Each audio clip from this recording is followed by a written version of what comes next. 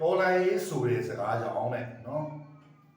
စာတင်ကြောင်းတွေပိတ်လိုက်ရတဲ့အတွက်ကိုတဲ့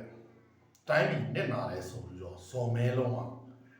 နော် SCACU မှာပြောတယ်ပေါ့နော်လက်ပတ်တဲ့ CU မှာတော်လိုင်းရေးဘာကြောင့်ဖြစ်တာလဲဆိုတော့မင်းတို့ပြန်သုံးသပ်ဖို့လိုတယ်နော်လက်ရှိဒီမိုကရေစီဆိုရကိုလက်နက်အားကိုနဲ့အာဏာသိမ်းပြီးဖြုတ်ချလိုက်တယ်နော်ပြည်သူလူထုကလုံးဝကန့်ကွက်ဆန့်ကျင်ပြီးတော့ဆန္ဒပြတယ်အေးရန်တောင်းဆိုတယ်မင်းတို့ကလက်မခံဘူးအချမ်းဖတ်နေနေတယ်ပြည်သူခေါင်းတက်တဲ့ပြည်သက်တယ်နော်ဒါကြောင့်မို့ generation လူငယ်တွေနဲ့မြန်မာပြည်သူလူထုရဲ့လုံးဝဆန့်ကျင်တယ်ငြိမ်းချမ်းအေးချမ်းတောင်းဆိုလို့မရလို့လက်နက်ကင်ပြီးတော့တော်လှန်ရေးလုပ်ပြီးတော့မင်းတို့စန့်ကျင်တယ်ဒါပေမဲ့တော်လိုင်းရေးအုပ်စုကနော်လက်နက်ကင်ပြည်ပခါမှာနော်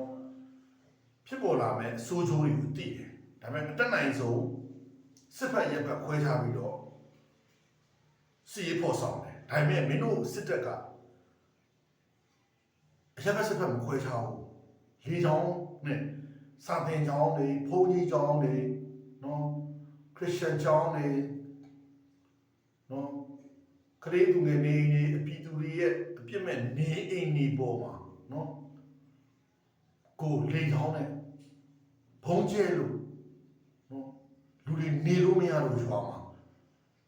စစ်ရေးရှောင်တွေထွက်ပြေးရတယ်တချို့ဆိုရင်ကိုယ့်ရဲ့နေရက်ရွာတွေရတယ်ပြီးတော့ထွက်ပြေးရတယ်တချို့ဆိုရင်နိုင်ငံပြင်ပတော့ထွက်ပြေးရတယ်မင်းတို့ရဲ့အကြမ်းဖက်ရက်စက်မှုကြောင့်ပြည်သူတွေတည်ကြည်ပျက်စီး